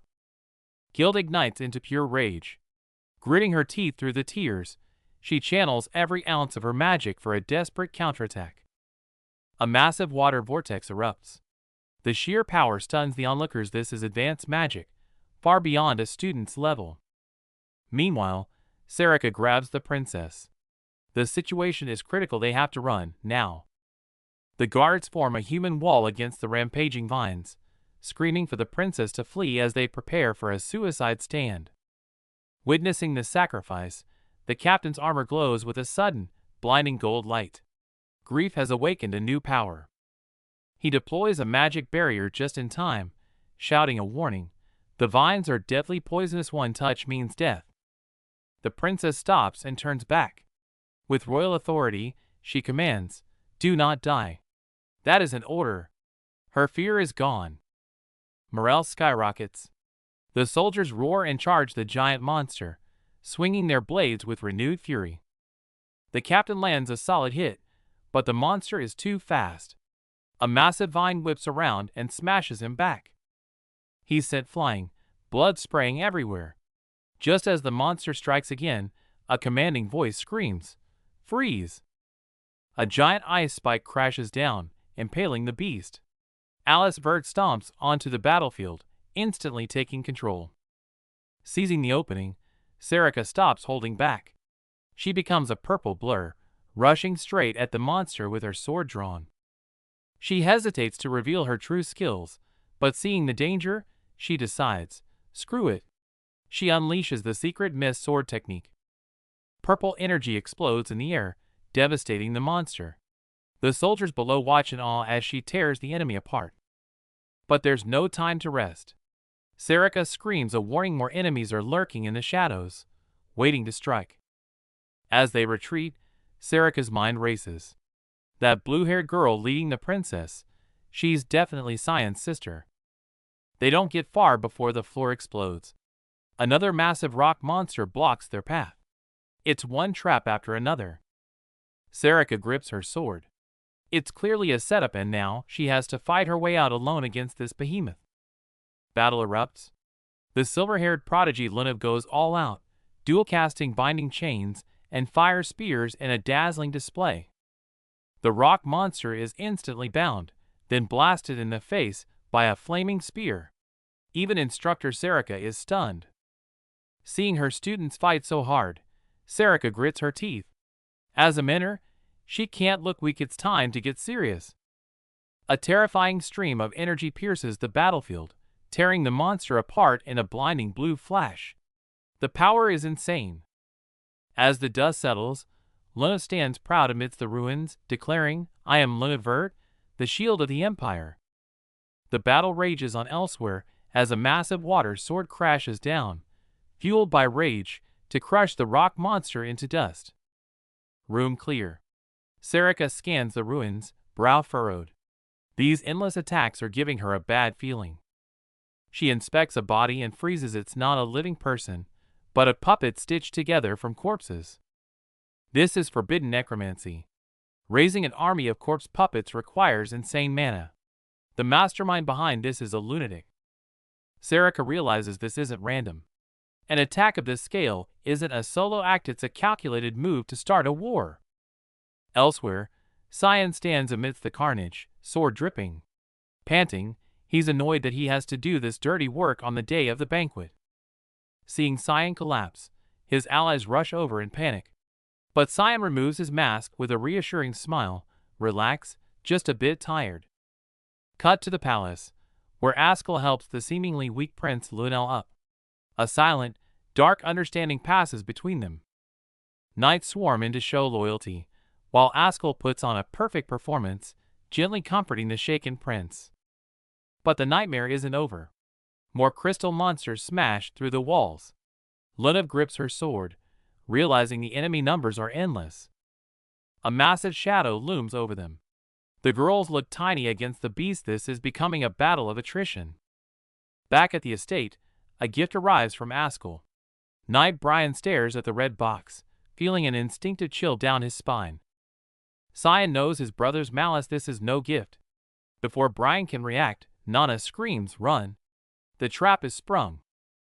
Nana's eyes glow with an eerie gold light as her dragon instincts scream danger. She warns that something is coming, leaving Brian and the little girl frozen in confusion and fear. The wall explodes. Brian instantly shoves Emily back, screaming for her to run, just as a massive, hairy beast emerges from the rubble, bringing chaos with it. Chaos consumes the banquet.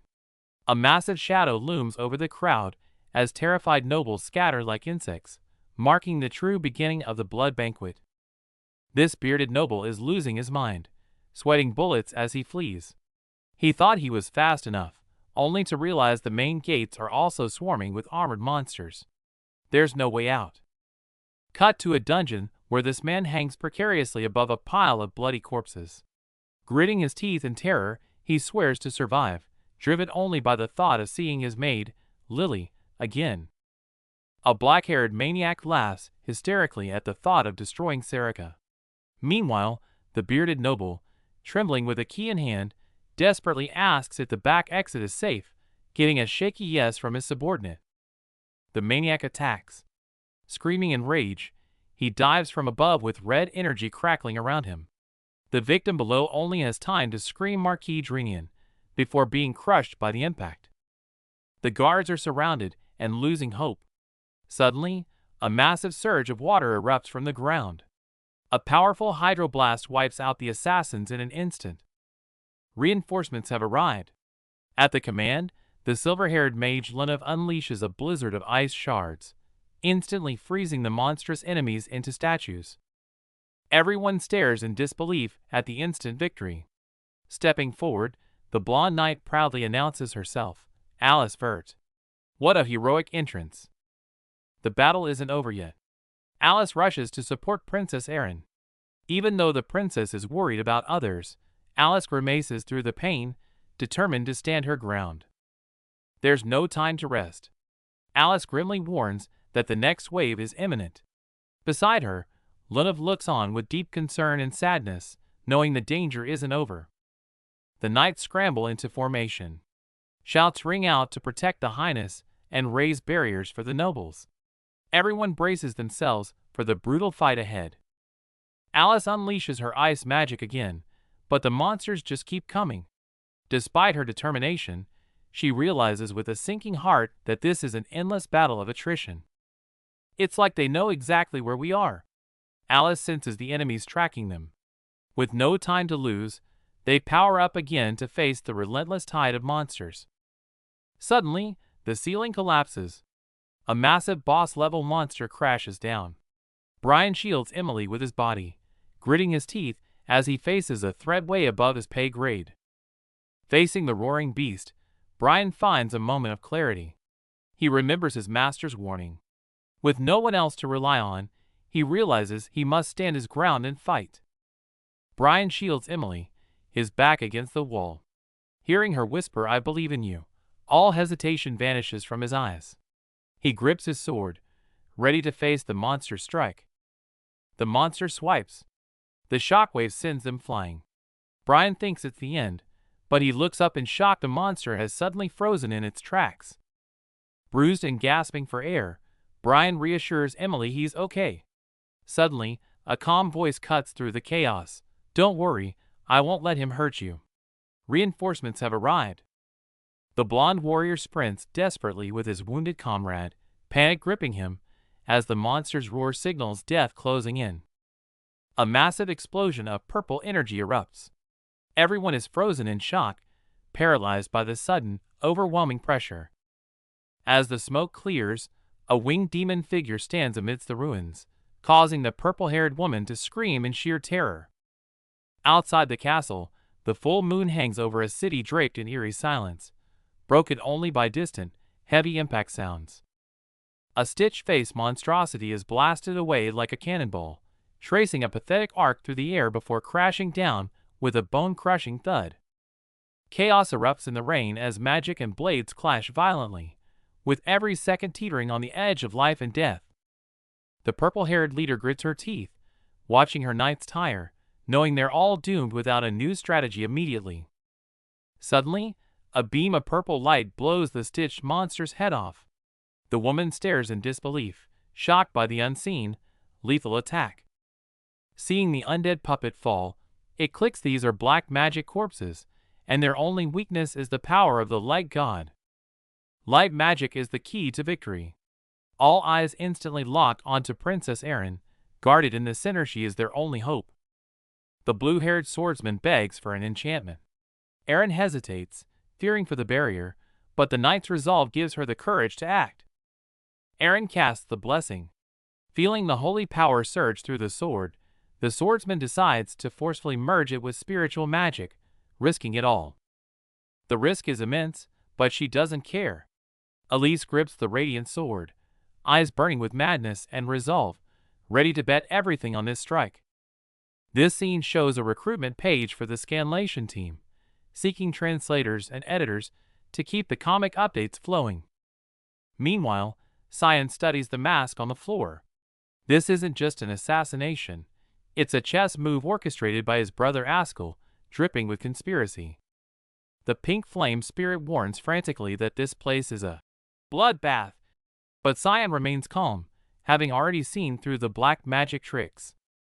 Covered in blood, Cyan adjusts his suit and casually complains about the mess, his utter calm after the violence making the scene even more chilling. Back on the battlefield, desperate to win, Elise overdraws her mana to summon the legendary spirit King Marion. Everyone is terrified. It's clear she's risking her life. This unstable summoning could tear her body apart at any moment. The Spirit King looks down at the struggling girl, asking why she sacrifices so much. Elise, weak but firm, replies, "There was no other way." The Spirit Marion manifests, pitying the cruel fate awaiting the surrounded girl. Alice unleashes a devastating shockwave, blasting the enemy's back with raw power. Enemies regenerate endlessly. Alice is exhausted but refuses to stop, fearing the worst. Cyan decides to intervene, activating the Spirit King authority to end the chaos. A terrifying aura descends, freezing everyone in shock as they search for the source. Alice stares at the masked figure, confused by his strange aura and the ominous black mist. Red mist crushes Alice instantly. She can't move, convinced she's being consumed. Alice prepares for the end, but surprisingly, the red-haired monster falls first. The battle halts. Alice stands amidst the ruins, bewildered by this sudden turn of events. No time to rest. A fresh wave of monsters approaches, plunging Alice back into despair. Suddenly, the masked man strikes, slashing the enemy down. Alice realizes he's on their side. Cyan realizes the enemies are being lured, swarming towards the princess like moths to a flame. Pinpointing the princess's necklace as the bait, Cyan commands his shadows to move. He activates his mist domain, seizing control of the battlefield to crush the opposition. The masked man slaughters the enemies, but his brutal power terrifies the very people he's saving. Cyan moves like a phantom, his black mist devouring every puppet in his path. Silence falls. The monsters are obliterated, leaving the survivors trembling at the masked stranger. Lunov turns around, terrified to find the deathly masked figure standing right behind her. Cyan grabs Lunov, triggering panic among the guards, but she senses something strangely familiar. Misunderstanding his intent, the guards attack Cyan to save the girls, reigniting the chaos. Red mist explodes, and the assassin lunges at Lunov with a blade. The silver-haired girl screams in despair it's too late. She blasts him with lightning, but he dissolves into mist, unharmed, leaving behind an eerie whisper, "I won't hurt you." The masked man shattered the gem to lure the monsters away. The princess stares at her brother's gift in horror. This caused it all? Suppressing her curiosity about the mystery man, the princess checks on Alice and Lunov. Seeing they're safe, she orders an immediate retreat. Cut to elsewhere. A massive beast roars and charges, but the small figure doesn't flinch, blasting it into oblivion with purple energy. Brian clutches Emily, sweating bullets as he stares at the berserk Nana. This isn't a maid, he stammers, it's a monster. Cyan stands amidst the purple storm, his gaze sharp. The chaos isn't over yet. The real trouble is just beginning. Flashback to that horrific night, demons running wild under a blood-red sky. This was the infamous Blood Banquet massacre. Rumors pin the blame on the princess, claiming she used the day's stone necklace to summon the beasts and seize power. The sickening irony? The real mastermind Cyan's older brother is hailed as the Empire's hero, basking in the people's applause. Under the night sky, Kerem mocks Cyan, sacrificing their own kind for profit. Humans are worse than demons. Cyan scoffs at his own past but stands up, ready to move. He has to leave immediately. Nana is waiting for him. His subordinate stops him, her expression serious. "That maid, Emily. I noticed something strange about her." Cyan's face drops. She tells him Emily reeks of the day's stone. That means she's a walking lure for monsters right now. Sure enough, Nana has lost it.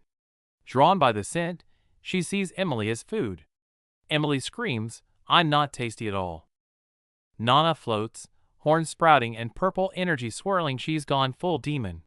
Brian realizes she truly intends to devour Emily.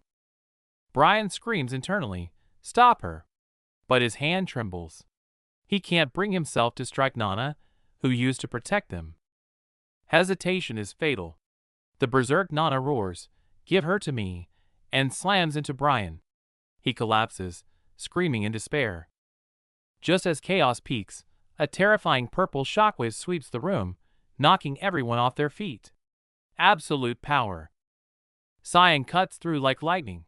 Using the shockwave as cover, he snatches the item, causing Nana's rage and smirks. Found it. As Askel's plan crumbles, his subordinates panic. The black-haired woman snaps, tearing apart the token from her master, leaving the blonde man screaming at her insanity. Back at the center of chaos, Cyan yells at the unconscious Nana, calling himself her favorite papa to wake her. She struggles to open her eyes amidst the purple residue, weakly murmuring "Papa." Regaining consciousness, Nana is terrified seeing Cyan covered in blood. She trembles, asking if she hurt him. Cyan turns his tattered back to her, gently assuring her it's all right. Wiping cold sweat, he forces a smile, lying that it doesn't hurt a bit. Seeing Nana weeping in the ruins, Cyan rushes to assure her she did nothing wrong. Knight Brian arrives with Emily, jaw-dropping at the fallen beast and ruins. Seeing Cyan and Nana safe, he quickly escorts them away from this mess. Meanwhile, Prince Ronald stares blankly at the empty hall. The army of demonic beasts he arranged is gone, completely derailing his script of destruction. As the main force arrives, Ronald instantly switches to a relieved expression, reporting the crisis averted. Beside him, Askel narrows his eyes, sensing something off about this calm. Suddenly, the Emperor hears a familiar cry. Princess Erin sprints towards him, weeping and throwing herself into his arms, stunning everyone with the emotional reunion. Innocent Erin then tightly hugs Prince Ronald, relieved her brother is safe. Seeing her genuine tears, Ronald's smile looks incredibly stiff and fake. Hearing praise for the princess, Askel sneers under his mask. He mutters what fortune, but his eyes are filled with the malice of a failed assassination. The Emperor holds his reclaimed daughter close, thanking her protectors. Despite the polite words, the chill in his eyes says this isn't over. Before Erin can calm down, she notices her father and Askel whispering. The serious, oppressive atmosphere makes her instinctively uneasy. The trap springs. Ronald suddenly accuses Lunav of being the mastermind, ordering her immediate arrest to shift the blame entirely onto her. Erin panics, screaming that Lunav saved them, but gets scolded for insolence.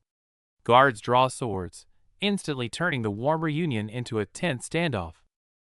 Ronald ignores all logic, insisting on the enemy nation's motive and fabricating evidence. Lunav trembles with rage, demanding to see actual proof. Turns out the royals were already surveilling Lunav, making things worse. Ronald righteously promises to find hard evidence, actually planning to seal the frame-up. Askel volunteers to take over the investigation, and his father agrees. But as he turns, he frowns, suspecting this all went too smoothly like a massive trap. In the end, Lunav is thrown into a dark cell, a victim of political struggle. Behind bars, she wonders agonizingly if this too is part of her grandfather's plan. A grand state funeral follows, mourning the nobles lost in the banquet of blood. Though casualties were high, Cyan knows he saved many compared to his past life. With the chaos settled, Alice carefully bandages Cyan's arm. Seeing him try to act tough, she bossily silences him, her eyes filled with heartache and adoration. The purple-haired girl gently bandages Cyan, relieved he escaped. Cyan, sweating and shaken, admits he ran as if his life depended on it. She recalls the masked mystery man, realizing his build matches Cyan's. She teases him about bulking up, sending a wave of panic through him. The mood shifts as she reaches out to touch his muscles. Cyan flusters instantly, retreating in shy panic, a stark contrast to his usual cool demeanor. Askell, the two-faced brother, leans in with a fake smile, claiming he's jealous of their bond. Cyan bows his head submissively, but the air is thick with tension. The moment Askell leaves, her gaze sharpens. She senses the hidden hostility, while Cyan knows for a fact his brother has deadly intentions. A breakthrough. They find a bracelet embedded with a dazed stone in Luna's lodge. A critical piece of evidence pointing to mind control. Askell plays detective, asking about suspicious gifts. Cyan watches silently from the side, seeing right through his brother's theatrical performance. Bad news. The merchant who gave the gift is dead. Askell glares coldly at the girl, his pressure tactics implying she could be the next loose end. She refuses to be intimidated. Calling out his investigation as a scapegoat hunt, she turns on her heel and walks away with defiant swagger. Chapter 38 Cover. The reborn assassin stands resolute. The path of revenge is thorny, but he is ready to slaughter his way through. Back to the confrontation, the gloves come off. She sneers at Askell, exposing his scapegoating scheme with biting sarcasm. In the bedroom, Sister Alice frantically tends to a weak Cyan. Seeing her brother injured breaks her heart, and she insists he rest immediately. Askell lingers at the door, feigning concern to check if Cyan is truly incapacitated. Alice is terrified, unaware the real monster is standing right there. The door shuts, and the masks fall. Askell thinks he's safe, while Cyan's eyes turn icy cold. Too bad, brother. I almost killed you right there. Cyan recalls their childhood. Alice's love was always rough and aggressive. Despite the choking, he knows she's always tried to protect him.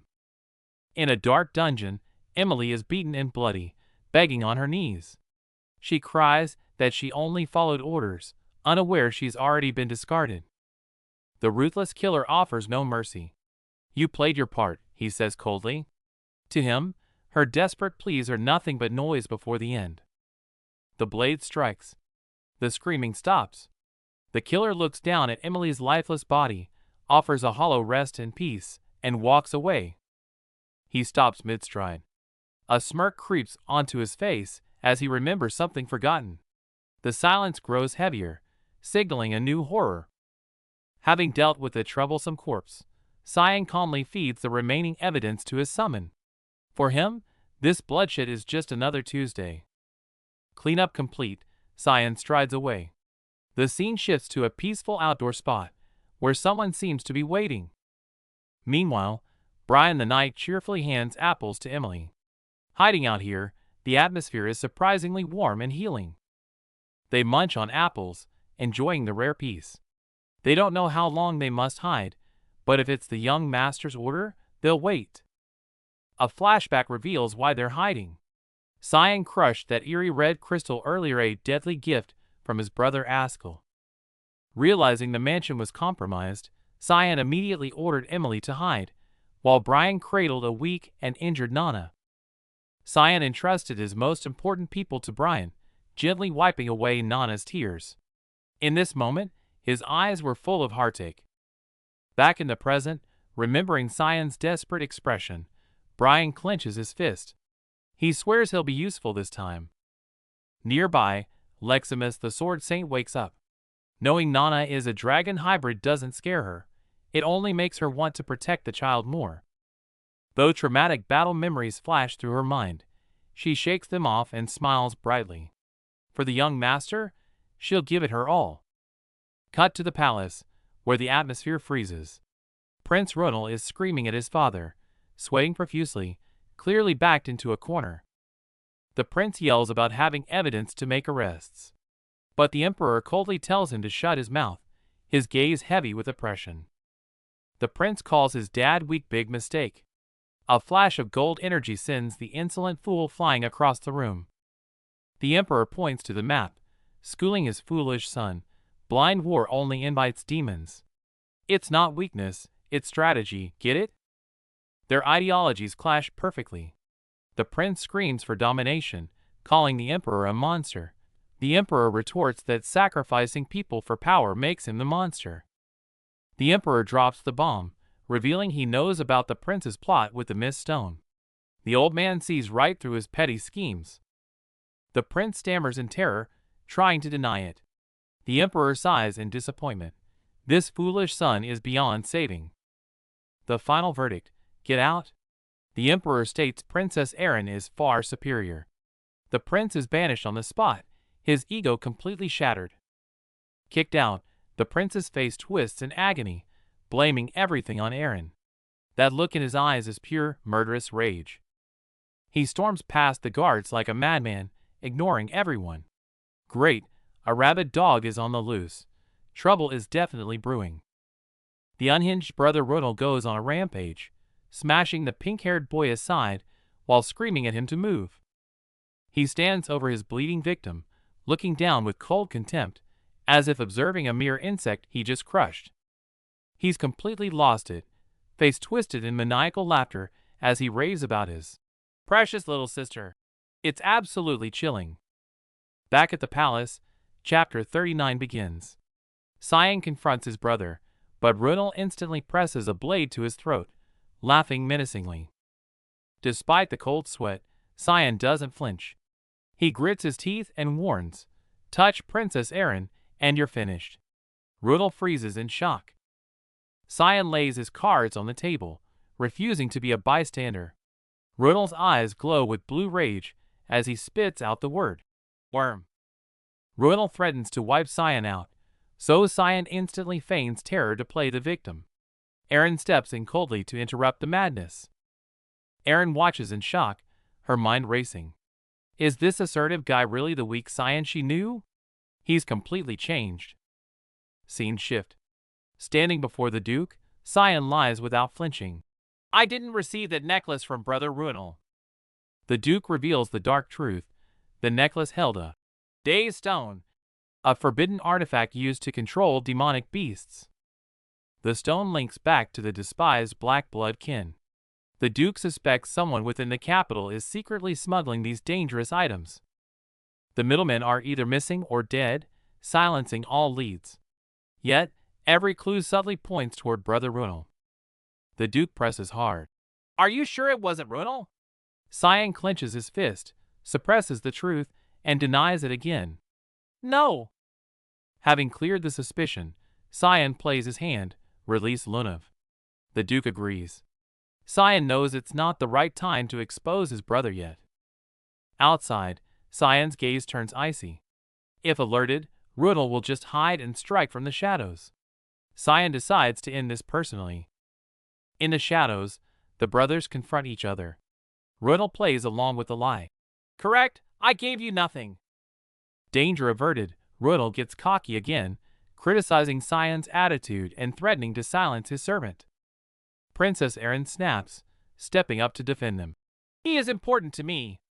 The servant, nearby, quickly bows an apology. Erin suddenly realizes the brown-haired guy was hiding there the whole time. He shamelessly smirks. "Oops, I overheard accidentally." Sarika catches him red-handed. He tries to play the lack of presence card, but her sharp gaze cuts right through his excuse. The air turns cold. Sarika threatens him, but Sion snaps back with a bloodthirsty grin, challenging her to try and silence him. Sarika calculates the risks. Connecting the dots between his lineage and power, she realizes making an enemy of Sion Vert would be a fatal mistake. Political shadows. Ronald questions Askel's motive for targeting his own brother. Askel's eyes go cold. He knows Sion is an anomaly that must be purged. The mere thought of Sion's hidden strength infuriates Askel. He realizes his brother is a variable that defies all logic. He flexes his aura, crushing her under sheer pressure before casually waving it off as a joke. The power gap is terrifying. The Mad Emperor sits atop a throne of skulls. Sion notes that, terrifying as he is, he's surprisingly sane compared to his past life's version. Sion plays the Intimidator perfectly, warning them to watch their backs. The moment the door clicks shut, he exhales sharply, dropping the act. Princess Erin turns beet red, frantically deflecting praise while Sion sits there, completely oblivious to her flustered panic. She makes a lame excuse about sore legs just to stay close. Sion remains hopelessly dense, while the bystander marvels at his inability to take a hint. Mission accomplished, Sion makes a cool exit, assuring them they're safe. He leaves Erin swooning, and the others baffled by his efficiency. Panic in the enemy camp. The plan has imploded, and the purple-haired woman screams at her partner, demanding answers for their failure. Total meltdown. Their targets are alive, and their status is ruined. The golden boy stares into space, unable to process his catastrophic defeat. While she rages against the Empire, the man regains his composure. He claims the failure wasn't total and finally introduces himself, Boris Ruhelm. The cloaked spy finally shows up. Boris demands to know where he's been and if he found the hiding maid, Emily. Smirking, the spy holds up a glowing card. He mocks their panic, revealing that they severely underestimated Erin's entourage. He presents a crystal pulsing with gathered mana. Most of it is ordinary, but deep inside, something darker swirls. Upon closer inspection, the atmosphere shifts. The mana isn't just rare, it's vile, ancient, and undeniably evil. The horrifying truth drops. Someone in the princess's group wields a demon blade. Green eyes flash in the dark, confirming the lethal threat. A gruesome vision flashes a body impaled by black spikes, purple blood splattering everywhere. The demon blade's power is absolute and terrifying. Sion stares at the food in disbelief. It looks like a hideous purple monster, but Nana is happily munching away. The dish is literally moving. Even the spy hiding nearby is freaked out, but Nana wipes the plate clean in seconds. Meanwhile, the double agent Kellen is terrified. He refuses to stay a second longer, fearing Askell will catch him. Kellen rushes out into the danger. Alice waves goodbye, hoping he stays safe in this deadly game. Back inside, Sion hands command over to Brian. Brian accepts, but the tension in the room suddenly spikes. Boom! The door explodes inward. Sion steps through the debris, mocking the intruder. You look a bit too relaxed, don't you? The purple-haired assassin is furious, demanding answers. How did you know about the blood banquet? And my fiancé's death? Sion's gaze turns icy. He warns him, watch your words. Depending on your answer, I may become your enemy. The intruder demands a name. Sion smirks and drops his identity cold. Sion Vert. The assassin is obsessed with the past, screaming about the blood banquet and his lost lover with pure hatred. Sion replies coldly, that death was a necessary purification. His indifference only fuels the assassin's rage. Are you a spy? What if I am? Talk is over. Purple and red energy erupts instantly. They collide in midair. Amidst the smoke, a protective voice warns, you never learn, do you? Don't touch my master. The assassin gloats, thinking he's won. But the girl on the ground just looks annoyed. You're really irritating, you know that? The assassin laughs maniacally, charging up a massive purple orb. Let me show you something interesting. Black mist power unleashed. A beam of red light obliterates the landscape. This power could level a city. Staring at the massive crater, the assassin trembles.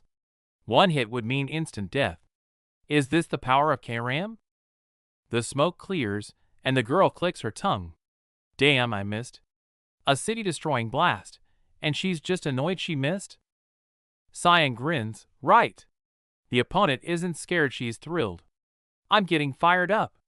Demon sword control, full power. The purple-haired leader crashes down, stomping the enemy into the dirt. As the guy screams he was just getting started, Sion watches the chaos, shaking his head at the idiots. Just as Sarika organizes the cleanup, Sion calls from the window, ordering them to handle it. Suddenly, the door explodes inward as Sarika storms in with terrifying momentum. With the fight over outside, Sion sighs, realizing the plan is ruined. He orders everyone to pack up, then fixes a sharp gaze on the intruder standing before him. Brian apologizes for the breach, leaving Cyan shocked that his barriers failed. Luna, the silver-haired prodigy, just props her chin up and smirks, claiming it's her unique talent. Cyan demands to know why she's here. To his confusion, Luna simply thanks him. When he asks what for, she gives him a knowing look, implying she's figured it all out. Luna drops a bombshell about him entering her body that day, shocking the girls into silence. Cyan freezes, realizing she's talking about the mana transfer, not something scandalous. Luna opens her hand, displaying magic of every element. She reveals she can combine them at will, using this power to track specific mana signatures. Cyan coldly calls his power a curse, and points out her body was broken. Flustered, Luna confronts him, demanding to know if he was the one who saved her. Annoyed by the group whispering behind his back, Cyan snaps at them to quiet down. With his cover blown, he orders an immediate move to Lewin Academy. Hearing she can stay with Brian, the fangirl explodes with joy, lost in a romantic fantasy. Brian stands there with a deadpan look, dreading the headache to come. Flashbacks reveal a cold laboratory, where a young Luna floats in a tank like a specimen. Enduring endless experiments, her eyes are filled with utter despair. Her grandfather once crushed her with talk of duty. Yet on the bridge, when she asks Cyan if he bears a similar burden, he casually replies that he doesn't. Luna asks why he saved her anonymously. She stares at the crimson mana in her hand, confused. It looks like darkness, yet feels completely different. Cyan realizes she read his data back at the restaurant. When he fainted that day, she touched the mana he poured into her and discovered his deepest secret. Luna stares at the otherworldly mana, confused. Cyan's expression turns cold as he confronts her. Now that she knows, will she run to tell her grandfather? Luna crushes the mana in her hand, scoffing that snitching is too much hassle. Cyan smirks, realizing she's just as rebellious against authority as he is. Resting on his back, she whispers a thank you. Her body had been like a boiling pot, with chaotic mana clashing violently inside her until he arrived. Trying to seal the mana, they forced a lid on the pot. But the pressure built up until it exploded, burning her life force and pushing her to the brink of death. Cyan says he just poked a hole in the lid, hating to see someone treated like a puppet. Luna lowers her head, quietly asking him to keep her secret too. Cyan awkwardly warns her not to overdo it again. Watching him walk away, Luna thinks he's cute, while Cyan silently admits she's actually a decent person. Cut to the Garum Association. The president explodes in fury, slamming his fist onto the desk. His assistant tries to downplay the situation, suggesting a petition since there were no complaints, but the old man cuts him off instantly. That's not the point. The old man is frantic and beyond reasoning. Obsessed with his granddaughter's safety, he screams out a desperate command. Luna has to stop somewhere. Find her and bring her back here immediately.